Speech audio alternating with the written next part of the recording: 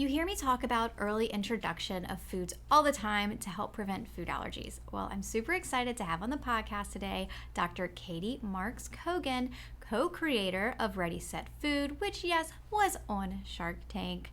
I am not paid to endorse this product. I have encouraged some of my patient families to use this product as a way to get food allergens into the diet sooner rather than later because, hey, 4 months, that sneaks up on us, right? Enjoy this episode. Welcome to Food Allergy and Your Kiddo with Dr. Alice Hoyt, the podcast about demystifying food allergies, diminishing allergy anxiety, and taking back control. Let's navigate this challenge together with evidence-based information, scientific research, and tried and proven practices. And now, here's your host, board-certified allergist and immunologist specializing in food allergy, Dr. Alice Hoyt.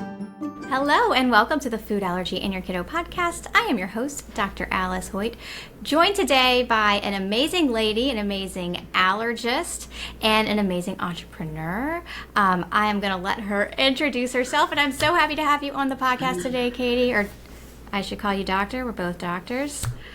Welcome. Thank you, Alice. It's so nice to be here. Congrats on this amazing podcast. I think it's wonderful to be educating the world about food allergies.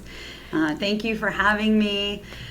Just to introduce myself, I am a pediatric and adult board-certified allergist. I have my own clinic in private practice in Los Angeles.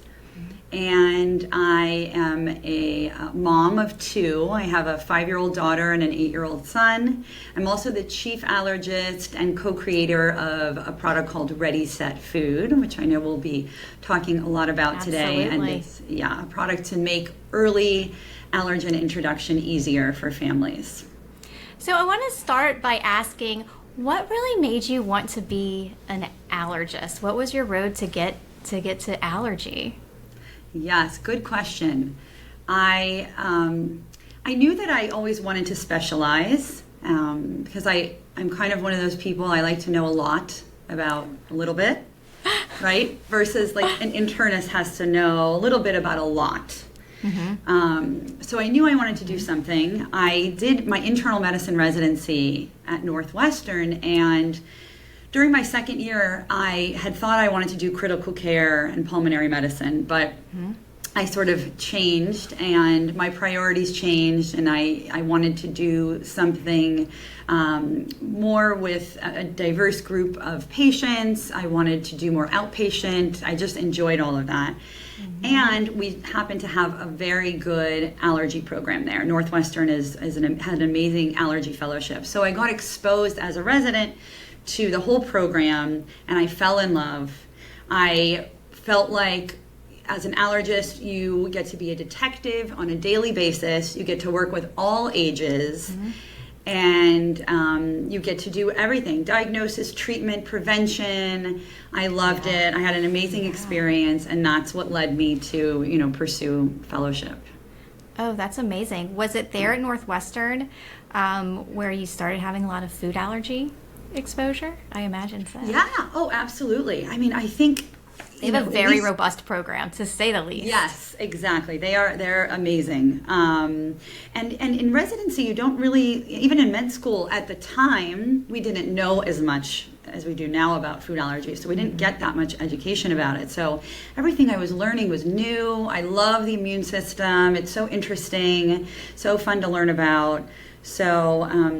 So I got that exposure, and then I did my fellowship at University of Pennsylvania and Children's Hospital, Pennsylvania, and that's where I got a lot more of my pediatric exposure and food allergy exposure. I worked with Jonathan Spergel, who's the head of their the allergy program there, who is amazing, such a good mentor, and I learned a lot and loved it. That's awesome. That's awesome. And where are you now, ma'am?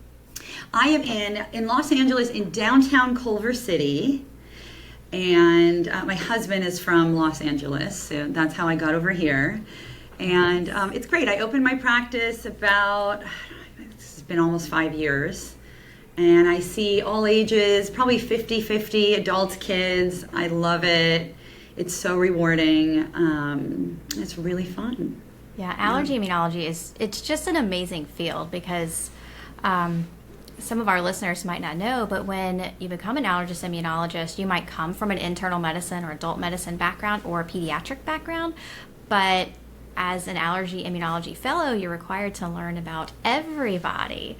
And that just makes practice, I feel, just so fun because you can really take care of people of all ages with a range of allergic disorders and immune deficiencies. It's a spectacular field. I love it.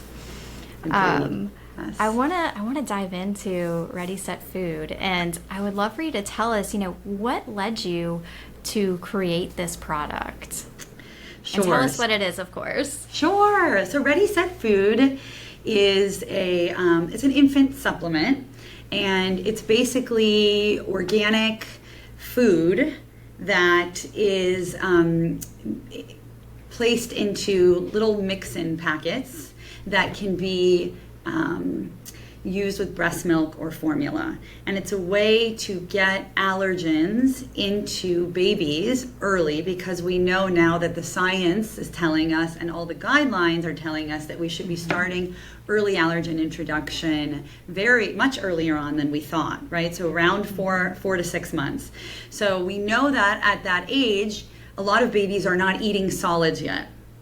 And even if they are, they're not eating them consistently. Right. And so with early allergen introduction, you also have to have sustained exposure, meaning you have to eat the foods consistently. You can't just introduce once and then forget about it for months. Right. Right? Wait, let me take a break right here about something because this is something that I talk about with my families a lot, my patient families. As you know, I see all food allergy patients these days at the Hoyt Institute of Food Allergy, and so many times families think, oh, I need to introduce the food early to make sure they're not allergic, as if they're introducing it to kind of test them for allergy, which is not the case. I think we as allergists have not done a good job at marketing what early introduction is, to a point where if a marketing firm were working with us, I don't think they'd even want to call it early introduction, but early incorporation, because that's really what it is. It's incorporating foods into the diet at an earlier age than what we thought, because back in the early 2000s that recommendation was made of like, oh, let's avoid some of these more allergenic foods until the immune system is ready, and we know based on evidence that was the wrong recommendation. And now we have great evidence that shows it's not just that early introduction as you're talking about, but the early incorporation of these potentially allergenic foods into the diet to grow the tolerance to those foods. And so I just feel like the whole concept of early introduction has kind of in a way backfired in some families, because they think, oh, early introduction is to make sure they're not allergic. Well, what if they are allergic and there's going to be a problem? That's really not the concept. The concept is let's introduce and incorporate the foods early to help grow the tolerance to the food, as opposed to waiting, tolerance doesn't develop, and then you have the allergy. Yeah. Yes, I talk about that a lot in all of my podcasts and interviews, and been preaching that since we first got together. We like to call it early and sustained exposure. Nice. Right, because it is early exposure, earlier than we thought in the past, but then you need to sustain it. So you need to keep it in there, like you said, incorporate. Yes, back in 2000 with the American Academy of Pediatrics actually recommending no milk till a year, no eggs till 2, no peanut and tree nuts till 3 years of age. And that's what what the guidelines had been. And then in 2008, they actually reversed those guidelines, but it wasn't really publicized. And so I think a lot of physicians, pediatricians in particular, weren't necessarily aware. And then when the new guidelines came out in 2015 or in 2017, because of the LEAP trial in 2015, again, those weren't publicized as much either. So it is our jobs as allergists to help spread awareness. And, to other allergists, to the rest of the medical community, to families, to let them know that it's completely 180, right? We know now the safest time to introduce is actually infancy, because during infancy, if a baby is going to have a food allergic reaction, it is generally going to be mild. That's what we see in all of the studies, the food challenge studies, the early allergen studies. It's going to be a mild reaction, and as they get older, the reaction can become more severe. Yes. So it's better to get in early. We also have this ability to mold our immune system towards tolerance and away from allergy. So if we can get the gut to see large amounts of the allergen, the protein, then we have a better chance of creating tolerance, reducing the risk of food allergies. So absolutely. So that's the idea.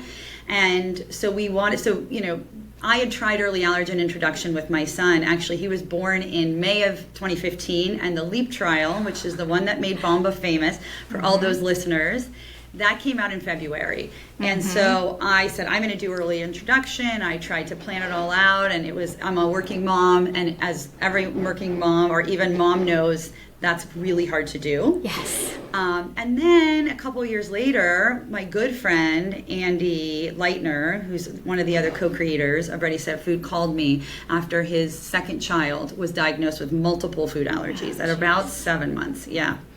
And Andy is a really smart guy, and he sort of knew about all the science that was out there about early allergen introduction, and started reading and started just thinking, like, what could I have done? Is there anything I could have done to help prevent this in my child? Could we have put allergens in something, because his son wasn't eating. He really, right. I think, like a lot of kids, they're just not ready to eat yet. Right. Right. That's exactly right. Yeah, so I have he a said, 5-month-old. That's exactly right. Oh, you do? That's right. Oh my gosh, congrats. I do. So at 5 months, right? They're not A sitting 5-month-old up, and a 3-month-old, or a 3-year-old. Sorry, a 3-year-old and a 5-month-old.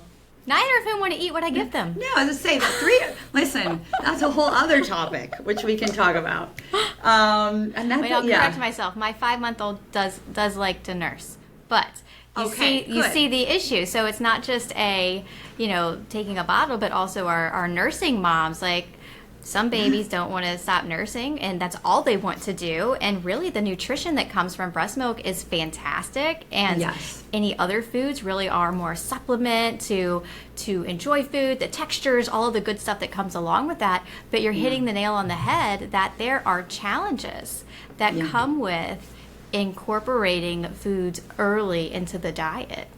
Yeah, and so this is also great for breastfeeding moms, because as we know from the studies, doing the early allergen introduction and sustaining the exposure in the diet actually had no effect on breastfeeding in all of the hundreds of babies and moms that were studied.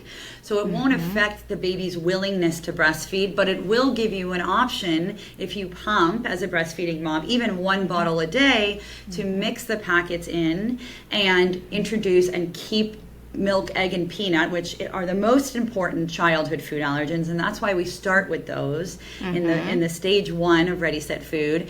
We introduce them one at a time in a gradual manner, so a small amount and then a larger amount, and we use all the amounts that were used in the clinical trials, and it gives you an option to just dissolve it in 1 bottle a day, feed that to the baby, and not have to worry that you're not necessarily feeding enough, or the baby doesn't want to eat enough, because you're getting those in early. And then as you continue on with maintenance, daily maintenance of the packets, and the baby does start eating more, then we expand on to other top allergens like the tree nuts and sesame, etc. And we have other products now that help with keeping those foods in the diet.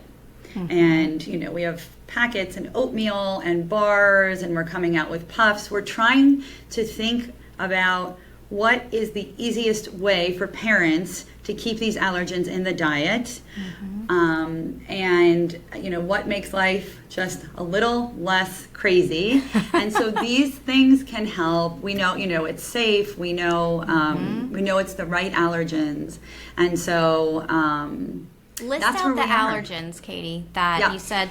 Tell us about the system, the first part of the system, and then the other allergens included in the second part of the system. So Absolutely. Stage 1 is about 12 days long, and the first 4 days are milk, starting with a small dose of milk, going to a larger dose. And it's a powder, and it's in the packet, and the packet Exactly. it's very It's a powder. easy to use. Yes, it's a powder. It's a mix-in little packets, and it's literally just food. It is just organic egg powder, organic milk powder, and organic peanut powder. There are no additives. There's no sugar. There's no stabilizers. It is literally just the powders, and in the exact amounts that we know are the right amounts to be introducing.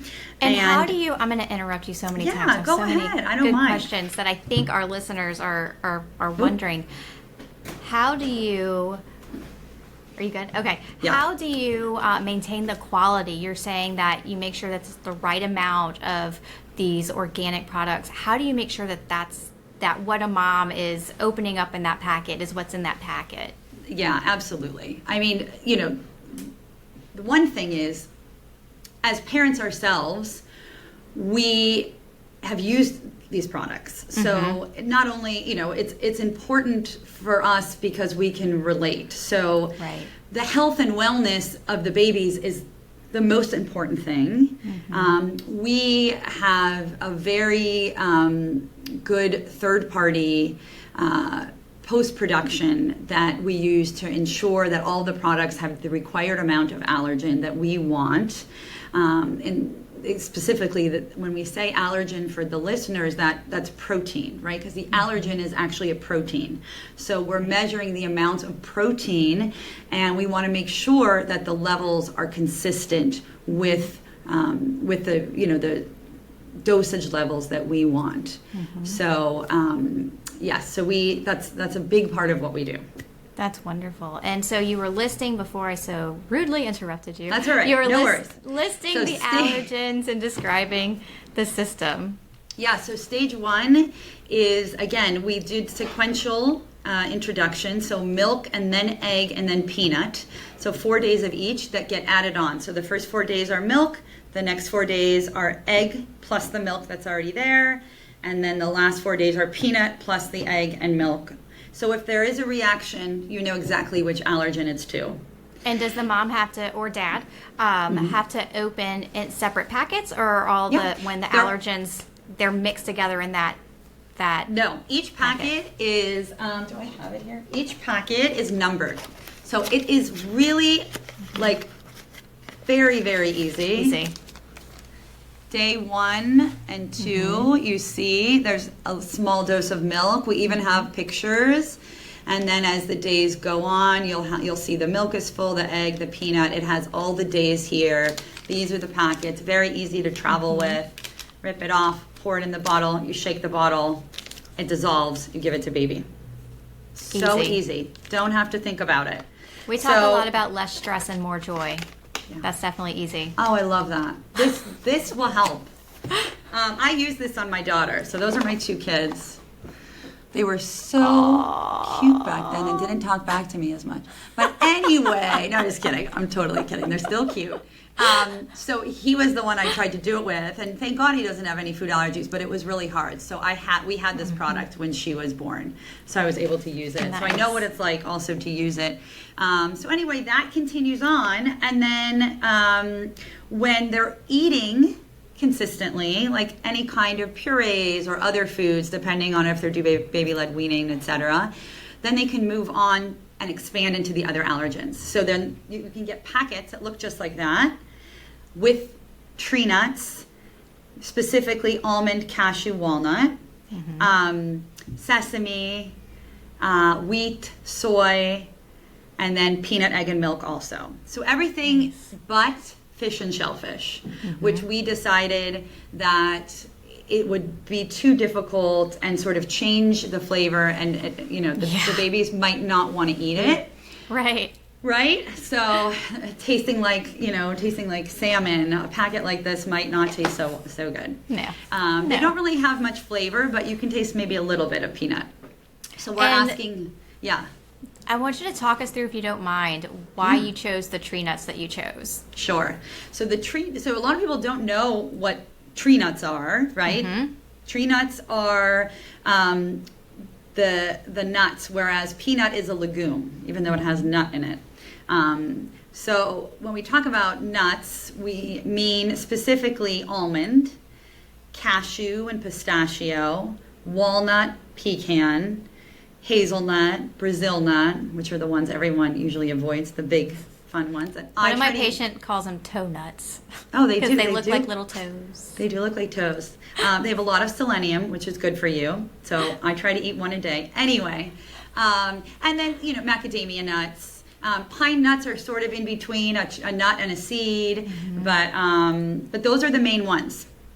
And then when we think about the ones that people are most likely to be allergic to, cashew and pistachio, which are sort of go hand in hand, because if you're allergic to one, very likely to be allergic to the other. So that's one, right? So then pecan and walnut is another pair that we diagnose commonly, unfortunately. And so those are really important. Almond, we don't see as many allergies to almond, but we do see them, and it's a very important tree nut because it's in everything. So exposure to those is very important. Absolutely. And then obviously, the other one, sesame, is very important. We're seeing a lot more sesame allergy, unfortunately, which is why the FASTER Act came out. So now, companies have to label whether or not they have sesame in their products. Right. We've talked a little bit about that, but y'all's products came out before the FASTER Act. So talk a little bit about that, about why you decided to include sesame, because of course we as allergists have been seeing sesame allergies, hence the advocacy for the FASTER Act back in 2021. But talk us through sort of that decision. Yeah, I think, a lot of our decision making is literally, at first it was us sitting on Daniel's couch, he's the other co-founder, with a whiteboard, writing down, all the trials and all the ideas that we had. And now we do it in a somewhat more professional manner. But a lot of it is us sort of brainstorming and, me as a community allergist talking a lot about what I see and what I hear that parents want.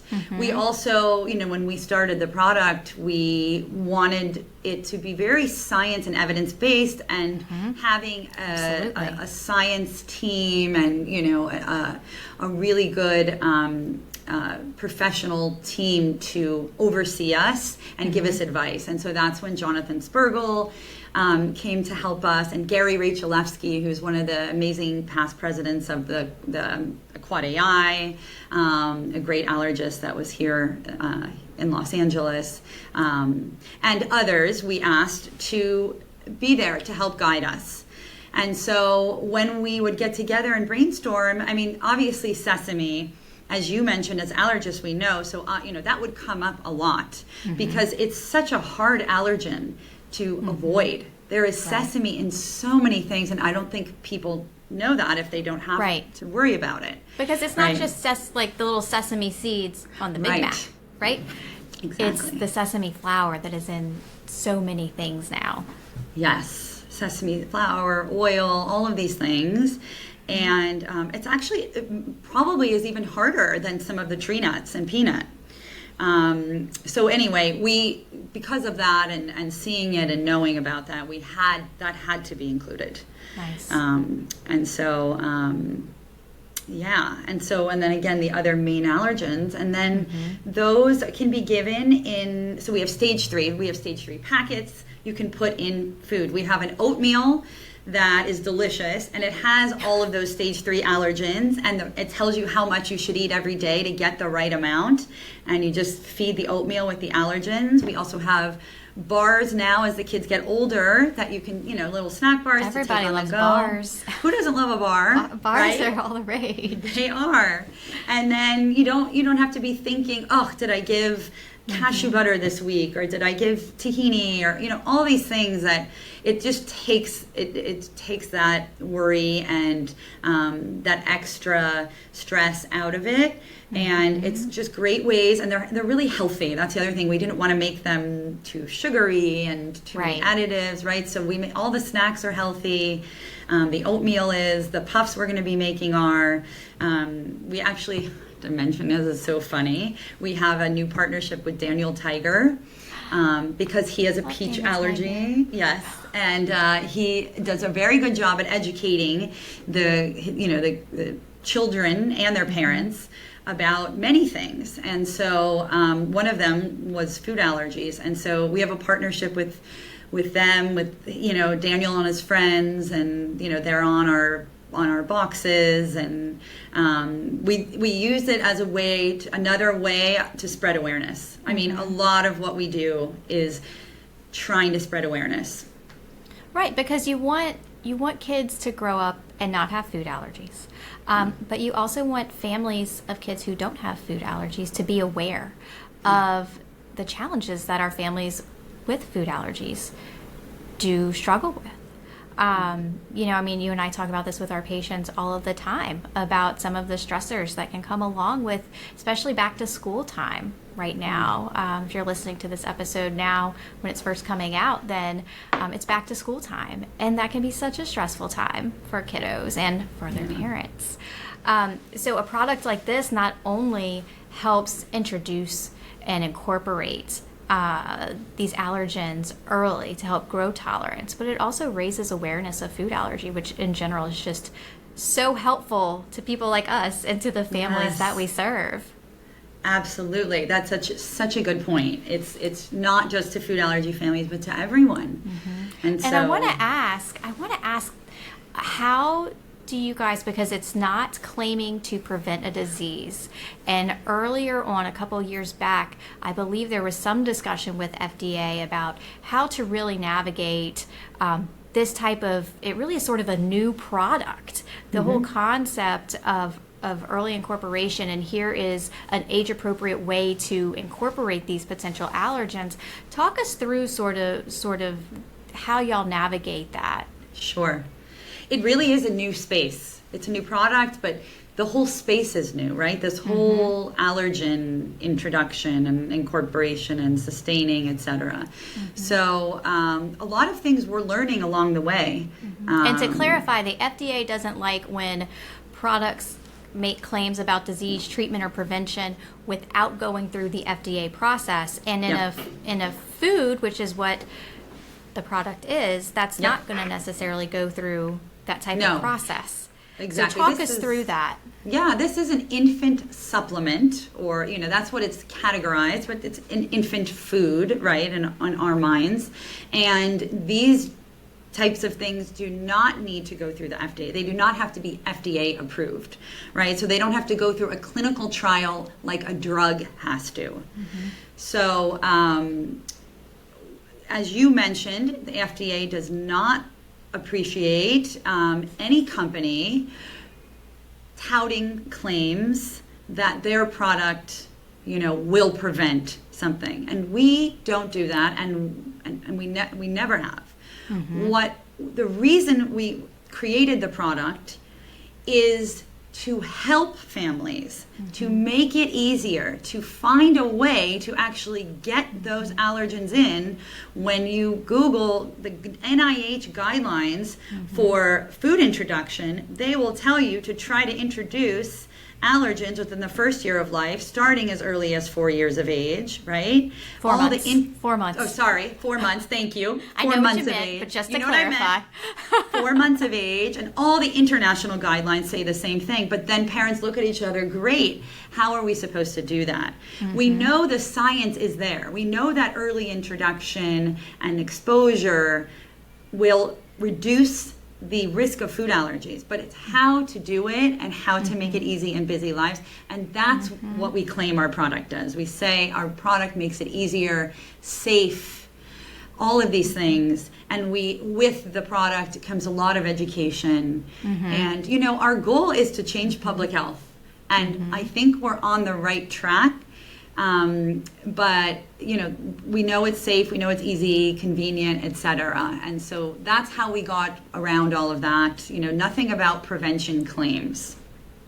I mean, there are still going to be babies that develop a food allergy, right? Well, and that's what the LEAP study showed, that unfortunately even early introduction, sustained incorporation, exposure, some kids, it still happens, which is unfortunate to start with, but also just really highlights that we don't have all the answers yet, and also really underscores the importance of seeing a board certified allergist if you have a food allergy.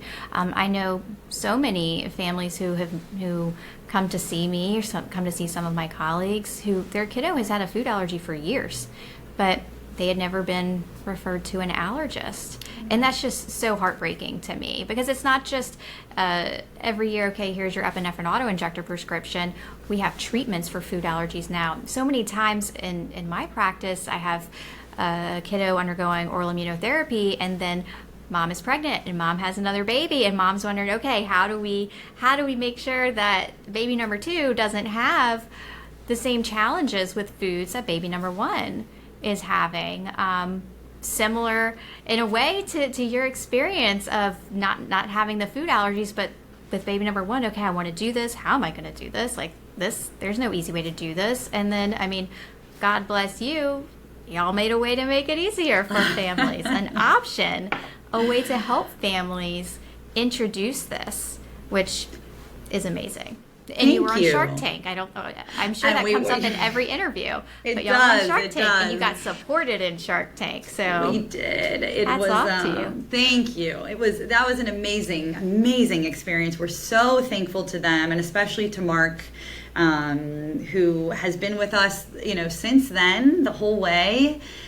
Still very supportive and excited about what we're doing, and it's just amazing to have support like that, and to just feel validated that what we're doing is the right thing. So that's been exciting. But thank you for saying that. With another good thing about Ready Set Food is a lot of families that have one kid that has a food allergy are afraid to bring the food into the house, right? Because they're afraid they're going to get it. But when you have these packets, it's much less likely that a child is going to get into the packet, rip it open, eat it, things like that. Right. So you pour it in the bottle, the other kid gets the bottle, you rinse it off, it's easier, I think, for those food allergy families. Yeah. I agree. And, we're coming up to the end of our interview. And I could really talk to you for hours. We've talked before this, because I definitely, before I was going to be okay with any of my families trying a product, I definitely wanted to talk to the creator of it. And it is absolutely reassuring when these products are created by a board certified allergist who she herself has gone through how am I going to do this. And it's one of the beautiful things about entrepreneurship in this country is you see a problem and you use your expertise and grit, and I'm sure blood, sweat, and tears to make it really become a reality, serving not just your family, but serving other families. Yeah, that's very well said. It is blood, sweat, and tears, but it's so worth it. I think we're in a special field, which is why I could never imagine not seeing patients, as much as we do, because it's so special. We see sort of the immediate consequences or the issues.